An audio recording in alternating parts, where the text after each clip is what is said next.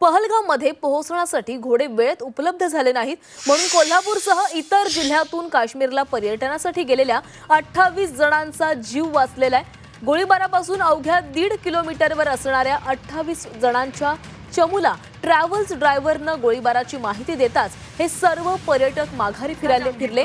हा सर्व थरारक अनुभव जम्मू काश्मीर पर्यटनासाठी गेलेल्या अनिल कुरणे आणि त्यांच्या सहकाऱ्यांना आलेला आहे।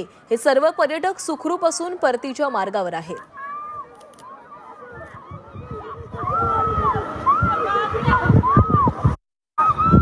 मी अनिल कुरणे कोल्हापूर जिल्ह्यातील कापशीतून आलोय। सगळ्यात आधी मी पहलगाम इथे झालेल्या भ्याड निषेध करतोय। आम्ही अभय टूर्समधून पलूस, पुणे आणि कोल्हापूर येथून 28 लोक आलो होतो। सर्वजण आम्ही आता सध्या सुखरूप आहे।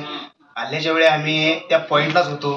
त्यानंतर आम्हाला बातमी समजल्यानंतर तिथं आम्ही जातच होतो त्या पॉइंटला। एक 15 मिनिटाच्या अंतराने आम्ही तिथे पोहोचलोच असतो, पण आम्हाला बातमी समजल्यानंतर आम्ही परत आलो आणि सुखरूपपणे आम्हाला श्रीनगरमध्ये घेऊन आलेले आहेत।